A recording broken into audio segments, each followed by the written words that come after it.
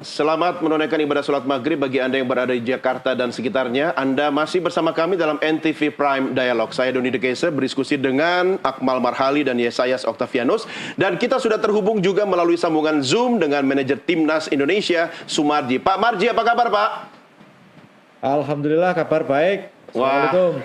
Salam, mantap nih. Kalau Pak Sumarji udah senyum-senyum, pasti besok kita ini peluang menang lebih besar ini. Pak Sumarji, gimana kesiapan tim? Ya, alhamdulillah persiapan tim semuanya berjalan sesuai dengan jadwal yang ada.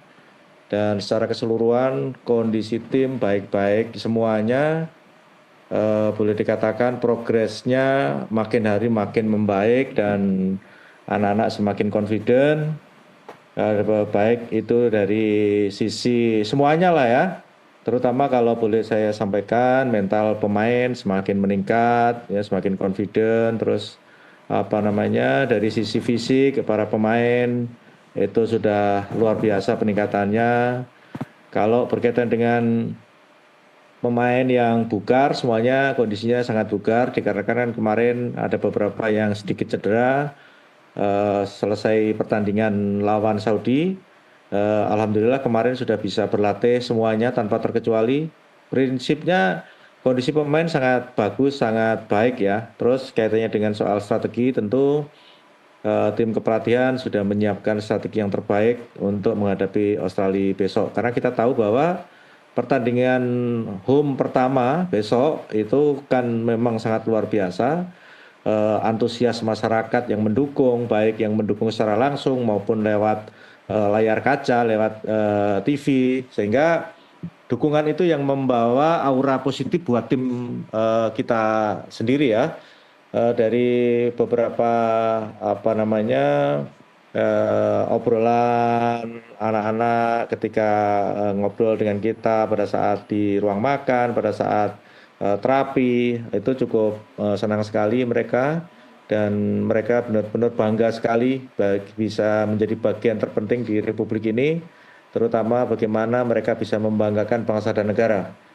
Tidak melihat itu pemain diaspora dan juga yang bukan, semuanya kondisinya melihat antusias masyarakat yang sangat luar biasa seperti ini, bangga banget gitu, senang banget.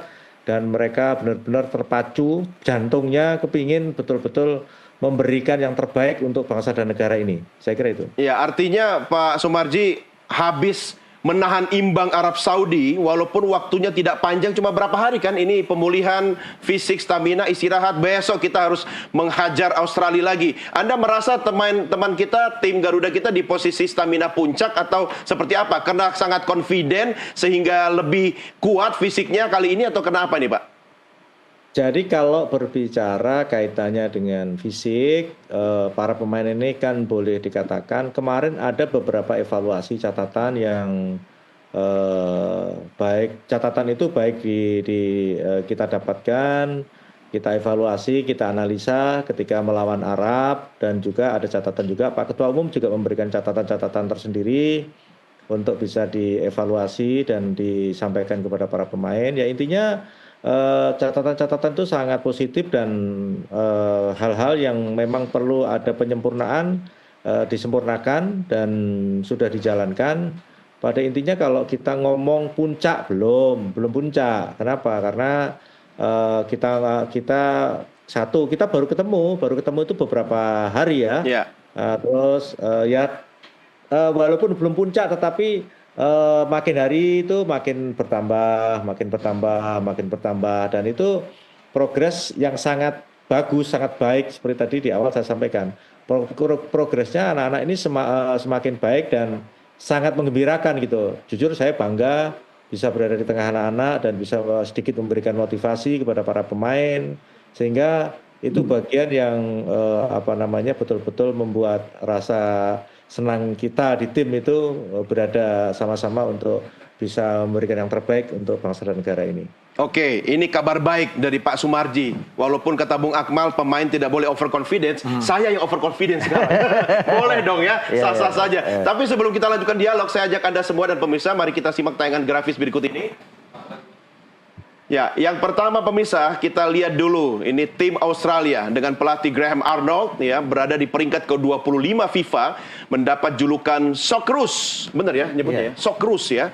Socceroos. Ada 12 pemain keturunan mereka, campur tuh. Ada yang keturunan Sudan, Siprus, Scotland, kemudian Afrika Selatan, Jamaika dan juga Burundi.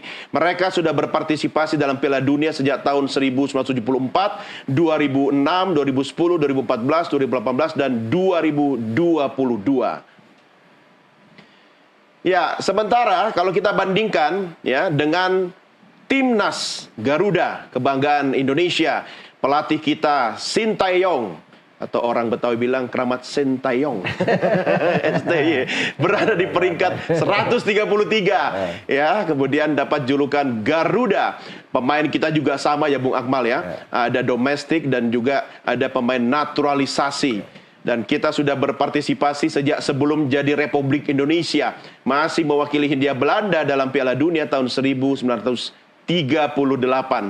Ya, walaupun sebagai undangan ya, Bung Akmal ya, tapi kita sudah mulai pemanasan lah ya waktu itu ya. Oke, kita lihat lagi grafis berikutnya pemirsa. Ini kira-kira susunan pemain. Nanti Pak Sumarji yang akan mengonfirmasi ya, mudah-mudahan kita bisa mendapat bocoran. Ini kalau ini dari Australia. Ya, dari Australia. Bung Akmal, ada yang bisa dikomentari soal pemain Australia? Iya, yang pasti Kuseni tidak bisa main seperti yang ada di gambar itu karena kartu merah, kemungkinan posisinya digantikan oleh John Irdale ya. Tapi dari materi ini rata-rata pemain-pemain yang main di Eropa semuanya ya, termasuk Matteo Ryan, ini pemain AS Roma, kemudian juga ada Jackson Irvine yang juga main di Eropa. Artinya ini pemain-pemain yang punya jam terbang cukup tinggi di luar negeri dan menjadi andalan utama Australia. Kalau kita bicara tadi, Australia 6 kali lolos Piala Dunia kan. Ya. 2 diantaranya lolos 16 besar pada 2006 dan 2014. Betul. Saya ingat karena kebetulan saya ikut meliput di sana waktu itu. Artinya mantap. ini lawan yang cukup berat buat kita, tapi tidak ada yang tidak mungkin. Ini lawan tangguh, tetapi kita juga tangguh. Betul. Dan kalau saya ingin kilas balik seperti tadi, kita pernah tampil Piala Dunia 1938 walaupun namanya ketika itu Dutch East Indies ya, dengan nama Hindia Belanda, tapi kilas baliknya adalah materi pemainnya hampir sama. Waktu itu banyak juga pemain-pemain keturunan yang main di sana kan. Nah, sekarang ada, dan kita berharap semoga ini bagian dari siklus kebangkitan sepak bola kita. Kita bisa napak tilas 1938 menuju 2026. Apalagi kalau kita lihat sekarang ini yang menarik dari timnas sekarang ini, di bawah kepemimpinan Pak Marji ini kan maintenance-nya cukup bagus itu. Jadwal kompetisi, jadwal uji cobanya dengan lawan-lawan yang cukup bergengsi, kemudian pemanggilan pemain dan sebagainya. Dan saya pikir ini momentum untuk kebangkitan sepak bola. Jadi ke depan kita berharap sepak bola kita itu lebih banyak prestasinya dibanding masalahnya. Oh iya pasti. Tapi jangan lupa, walaupun sama-sama body Eropa, pemain kita lebih oke. Kenapa? Jamunya beda. Pemain Australia nggak ada minum jamu. Bung Yas, ini bermain di kandang sendiri, pasti aspek dukungan dari supporter pasti sangat berpengaruh secara mentalitas pemain. Catatan Anda seperti apa? Iya, kita kenal bahwa supporter kita memang sangat fanatik ya. Itu bukan hal yang baru lagi. Nah, mungkin supporter kita ini juga harus menyadari ini partai yang sangat penting ya untuk kelanjutan prestasi tim sepak bola kita di kancah dunia. Sehingga sebaiknya nanti ketika kita menjadi tuan rumah dalam 5 pertandingan home, bersikaplah dengan elok ya, dalam arti bahwa jangan sampai berlebihan mendukung tim nasional kita, lalu melakukan tindakan-tindakan atau perbuatan anarkis. Karena ini akibatnya sangat fatal. Walaupun kita nanti berpeluang lolos dengan meraih sejumlah kemenangan, tetapi kalau tindakan penonton ini berlebihan lalu terjadi anarkis, bisa kita terkena diskualifikasi. Nah, ini jangan sampai terjadi. Sehingga saya berharap penonton kita tetap menjadi pemain ke-13 dalam arti positif, untuk mendukung tim kita di lapangan. Pemain ke-13 ini memang sangat penting.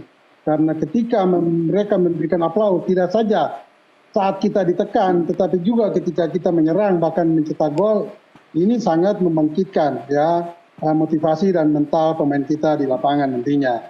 Sehingga saya berharap, marilah kita menjadi tuan rumah yang baik, juga penonton yang sopan lah.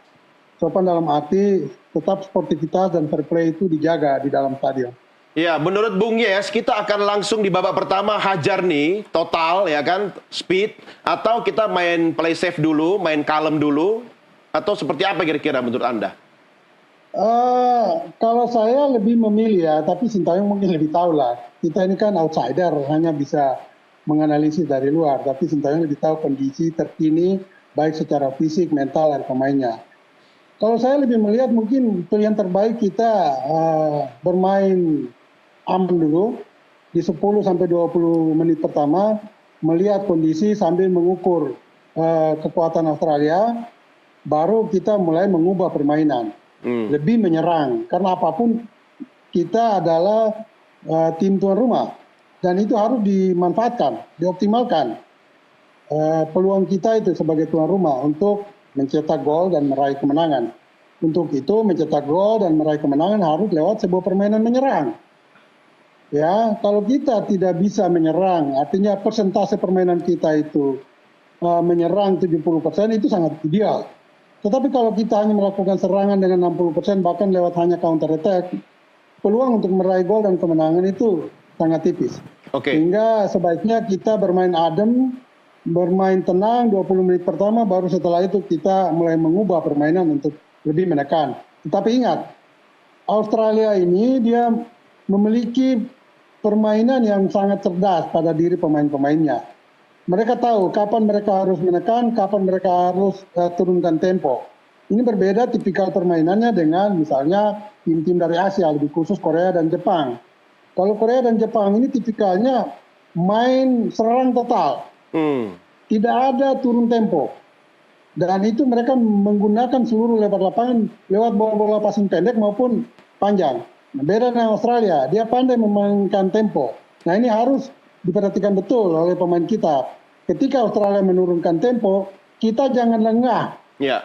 Karena kalau kita lengah melihat Australia turunkan tempo, ini bisa mendadak mereka mengubah irama permainan untuk langsung menyerang dan membuka peluang mencetak gol. Ya. Sehingga konsentrasi pemain kita, tim kita harus tetap penuh selama 90 menit. Ya.